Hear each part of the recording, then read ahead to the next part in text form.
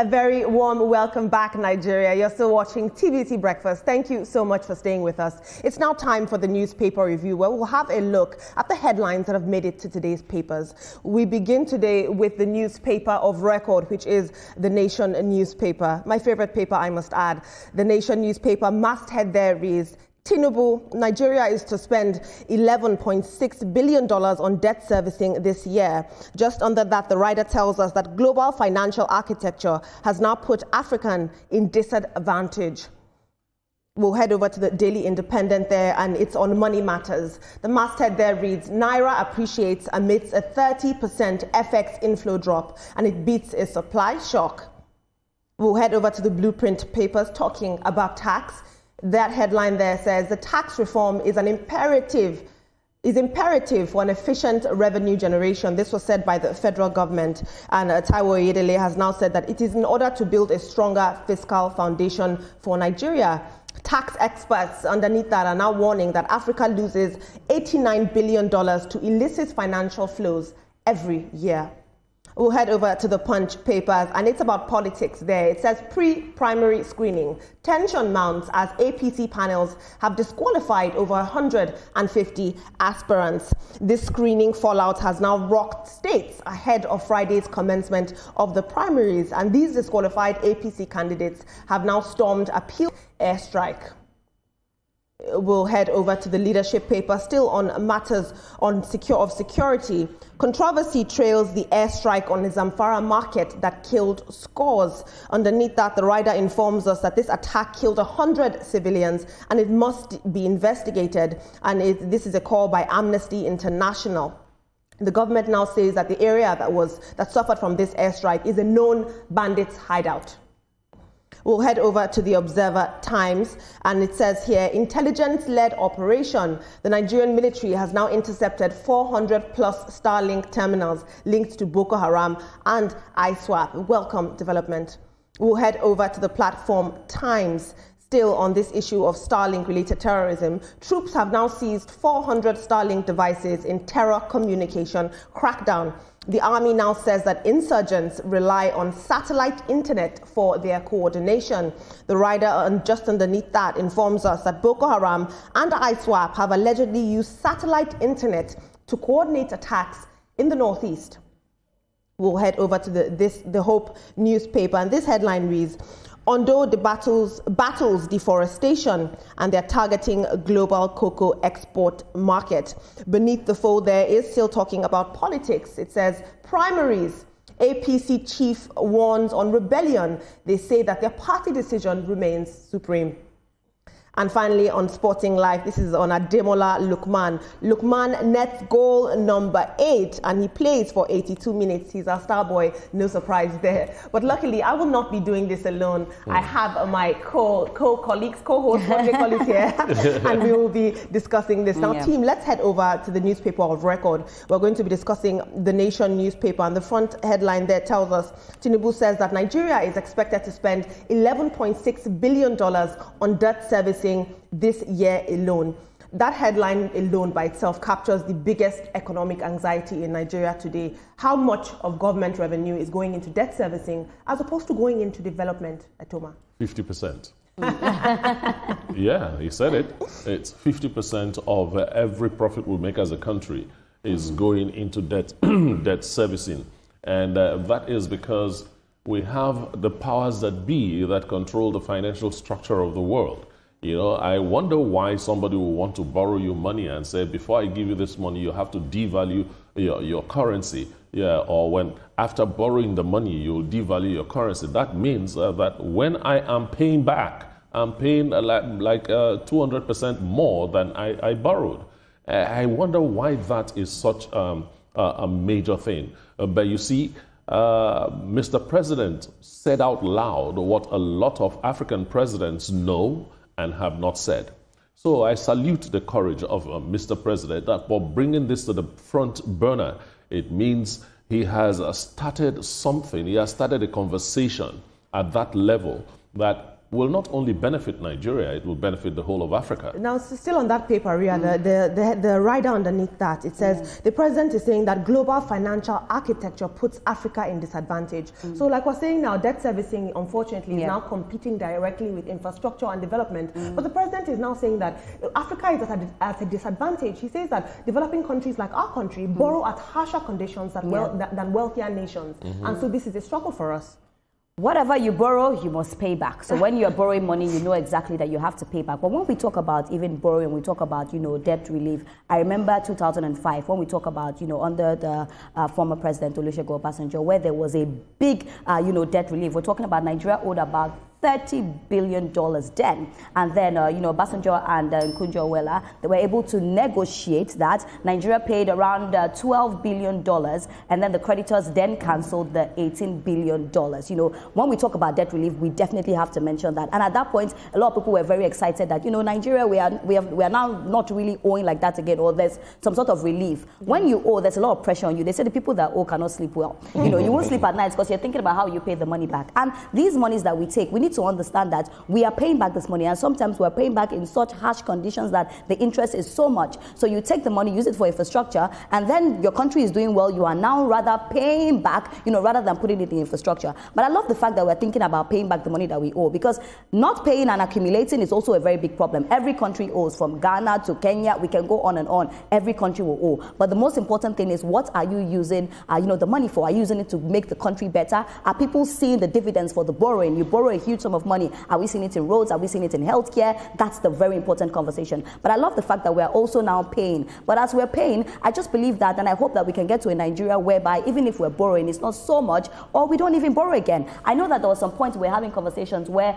some big weights have said Nigeria will not borrow again. But then we're like, come see, come sir, how possible is that? But the main issue here is that let monies be paid back. But also in terms of borrowing, let's just see how we can make our country better. Because when we borrow, we'll definitely pay back. Absolutely. Still on money matters, Toma, the Daily Independent here, the masthead there reads, the Naira appreciates amidst 30% FX inflow drop, and that beats supply shock. Now, this is interesting because at first glance, this headline is contradictory. Usually, lower inflows would weaken a currency, but the Naira appreciated in this process. But the question that many Nigerians, upon seeing this headline, will ask is, what use is currency stability and currency appreciation if inflation remains biting and painful? First of all, I'd like to commend the administration because their economic policies made this possible, and yes, and the second bit of it, of what you said, is actually what is biting everybody. We keep seeing fantastic stories, fantastic news about the economy, about the currency, and so on. And the inflation is astronomical. It has never been this high in the history of Nigeria. So the man on the street feels the bite. And every time they tune to television or the radio or even read the papers, they see that the economy is doing well. How do you marry these two scenarios? That's what is on the minds of the people on the streets in Nigeria. But it is heartwarming to hear that the Naira is fighting a winning battle.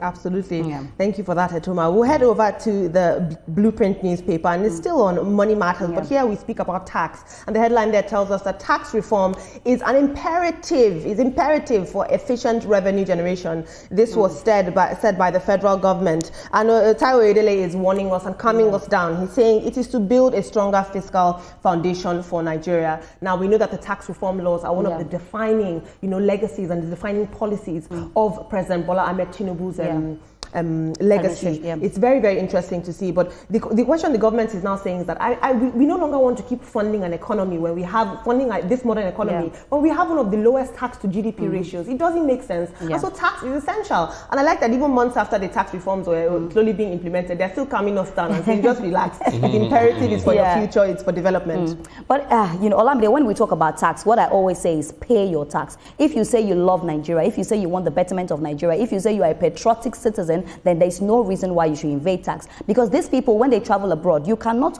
you live in London, you work in London and not pay tax. You live in US, you work there, you cannot pay tax. When we talk about countries, that get a lot of money from tax, countries that are doing really well with tax, we talk about Germany, we talk about Denmark, we talk about Sweden, Norway, Finland. These are people that the citizens understand that tax has to be paid. And I believe that this is where we need to get to in Nigeria. But oftentimes, the conversation has been that, when we pay tax, we do not see the dividends. But that's what we see with Tawo Edele. We see with this current administration telling them that, things are about to change. Pay your tax, you will get to see the dividends. Now, what I'm praying for and what I hope to see is that Nigerians now see the dividends. So if you see the dividends for the tax that you don't pay, it means that you yourself, you do not love this country. But as we sit on TV, the most important thing we need to advocate is go out and pay your tax. I pay my tax. We all pay our tax here. What is the reason why you want to evade tax? But then you want to point fingers at the federal government. The remaining fingers are pointing back at you. So it definitely starts with us. Absolutely. Well said, Riyadh. You are officially our tax woman.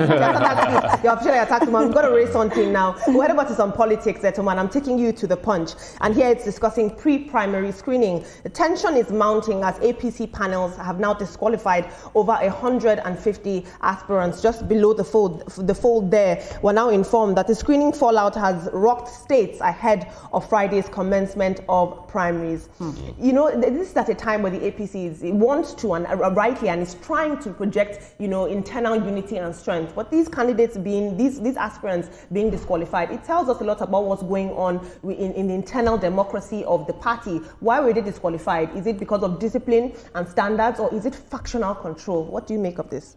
Look, it's a little bit difficult for you to point fingers to actual things that cause these disqualifications. But one thing I want to point out is that I love what the APC is doing. It's not everybody that throws his hat into the ring that you allow to run, because once that person wins an election, the person is carrying the brand APC.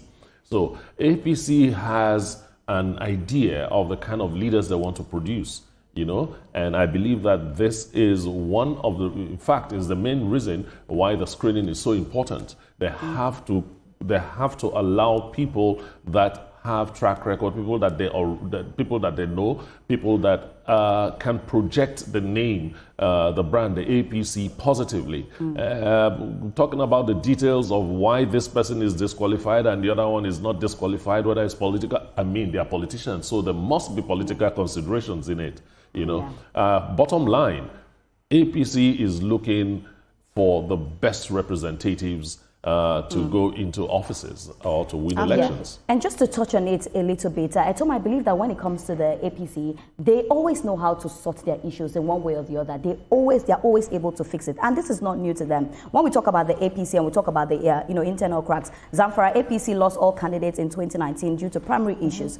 Rivers APC faced long legal battles, but at the end of the day, they were able to sort it out. When we talk about screening, I feel like it's the most important thing, because we need to understand your ideologies. We should not politicize everything. I believe that is what we do. If you go for screening and you are not meeting, you're not meeting the standards, then you cannot, get there. Absolutely. So I believe that is because we are always, we are putting too much emotions in things. But politics has nothing to do with emotions. It has to do with ideologies. But with the APC, I'm sure that in one way or the other, all this internal crisis, ahead of 2027, it will definitely be fixed.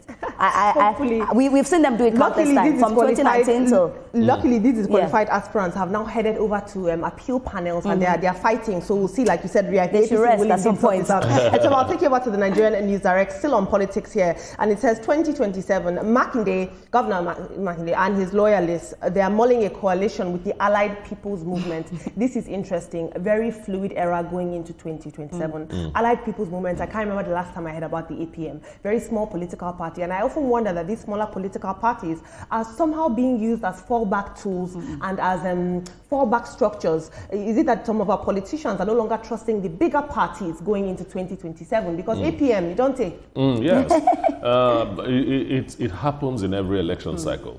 The Labour Party came into prominence because PDP saw at a point, PDP saw the Labour Party as a fallback party in case of one political miscalculation, unfavorable political situation, and so on. Labour Party was used at that time. And look at where Labour Party is now. This other party that Makinde is looking at, APM, right? Yes, Allied People's Movement. Allied People's. It sounds a whole lot like other people's money. Other people's money. Well, thank you for that, Etoma. No, but it's normal. The point I'm making is that it's normal for big political gladiators to look for these smaller parties as a fallback. We saw that with the Accord Party with Osun State, and we're seeing that interestingly. And I think those small parties, they should be smart, they should be wise, because you see that these people are coming to you just because, you know, they didn't do well in their big parties. At the end of the day, even with, you know, Governor Seyi Makinde, I see a lot of desperation there, if you ask me. I mean, politicians are all power desperate. is indeed transient. But let me take you over to this Nigeria paper, and it's still on politics, but more from the angle of the electoral process. Now, this is still on the 2027 election cycle, and it says tackle vote buying, audit BVAS, IREF, CSOs are now saying this to INEC, and they are urging Nigerians to civil society organizations, they're urging Nigerians to elect only credible, performance-driven leaders. What do you make of this? Everybody has been urging INEC, and it's true that even though these are technological tools, digital tools that we use for the electoral process, they can still be audited, and that is even the whole point of having digital and automated elections in order to audit them. The question is, does INEC have the infrastructure to audit these technological tools? Olamide, if you ask me, I like that we're shifting the conversation from, you know, transmitting the results live, now talking about vote buying and other things, you know, that will be happening ahead of 2027 elections. And this is what I've been saying since, because at some point we're concentrating on only just bringing the results, you know, out in real time. But there's so many things that need to be put in place before that. Ahead of 2027, a lot is going to happen. And I say that for Professor Josh Amupita, and they say a whole lot he has to do. A lot of youths are really looking forward to 2027 elections. A lot of people are looking forward to INEC to just make sure that this election is fair, free, and credible. So whatever it will take INEC to make sure that we don't see vote buying, we see a lot of security on that day, we don't see people snatching ballot papers, we don't see people gathered there giving people bread and biscuit to vote for them. We just see a free and fair, credible elections. I'm hoping that all these things we put in place. We still have a little time to 2027 to fix it right, because if we don't get this one right, I don't know how it's going to be. Well said, Ria. I'm going to take you over now to issues of insecurity, Etoma, on the front page of Daily Trust newspaper and leadership alike. Very quickly, please. Controversy trails airstrike on Zamfara market that killed scores, over 100 killed. Same with the Daily Trust. Over 100 were killed in the Zamfara market airstrike. Yeah, that area is known as a stronghold of terrorists. And one of the things that these terrorists do that really gets to me is blending with civilians. Blending with civilians and using them as a human shield. You know, now when something like this happens, is the whole Air Force or the whole military that takes the blame, but it's one person that pressed the button. You know, what was the state of mind of the pilot? What was the state of mind? What kind of orders did he have? You know, those are the things, those are the questions that will be answered during investigation. But that there were civilian casualties? Yes, there were civilian casualties. How many? From what I hear, the number is not confirmed, you know, but they know. They just believe it's scores and scores of them. And this is often the collateral damage that happens in asymmetric warfare. And I believe that it's even intentional that these bandits, these terrorists, are mixing with civilians. Ria, I'm going to take you over very quickly to Observer Times, still on matters of terrorism. But here it tells us that intelligence-led operation, the Nigerian military intercepted 400 plus Starlink terminals that were linked to Boko Haram and ISWAP. It's the same on the Platform Times. The masthead tells us that the troops seized 400 Starlink devices in terror communication crackdown. The army says that insurgents apparently rely on satellite internet for coordination, and the army has now had the intelligence to intercept 400 plus Starlink terminals. Can you imagine how intricate these communication webs of the terrorists are? Can you speak to this? And you know, when we talk about intelligence, we've been saying it, the only way we can fight this thing is with intelligence, and I'm happy that we're now taking cognizance of that and we're now using that. When we hear stories like this, it's good news. We want to hear more, you know, of stories like this. We know that the great men, the great Nigerian, you know, soldiers, they're just doing their best to make sure. I always pray for them because it takes a whole lot. When we are sleeping in the house, these people are out there to make sure that Nigeria is safe. I believe that we should work more on intelligence, you know, because these people, they are not joking. They are seeing that we're going to fight them head on, and they're not just going to sleep and watch us. So it's going to be like, it's going to be boot to boot, if you ask me. And we are very much prepared. We have everything. We just need to work on intelligence and make sure that we get these people. I want to hear more news like this. This is perfect. It's very, very welcome. And we commend the Nigerian army for that intelligence-led operation. Etoma, very quickly, the Hope newspaper here tells us that the Prime primaries, the APC chief has now warned on rebellion. He says the party decision is supreme and that all contestants should obey the party's choice of candidates. But we've already discussed that earlier on. But these aspirants are still taking it to panels, appeal panels. They're not having it. But just below the fold there, it tells us, unfortunately, that Nollywood actor Alex Ekubo dies at 40. And Tim will talk about it on trending now. But may his gentle soul rest in perfect peace. I don't know who wants to take this. Sporting Life. Lukman net goal number 8. And he played for 82 minutes. In Nigeria, I don't know they carry that. You know, whenever I hear Lukman, I think about my friend Diane Rossett. She's a very big fan of, Lukman. And it's just beautiful to see how our footballers, whenever we speak about our footballers, they're doing well. They're pulling their weight. They're just making sure that they make Nigeria proud. So, and not just Nigeria proud in Nigeria, they're taking it across borders. What better joy can we? Somebody you like football? He doesn't. Yeah, he likes no. Don't say I don't. The thing is that it puts so much tension in me. You need your BP machine when you're watching it. So I don't watch it live. I watch it after the fact. You already know who has won the match. Exactly. That way there's no tension. Well, great job, Lukman. They're playing for 82 minutes is no joke. Well, that's it for today's papers. Thank you so much for staying with us. But still ahead on TVC Breakfast, can technology really make the difference between danger and safety in a critical moment? Join us after the break for this conversation.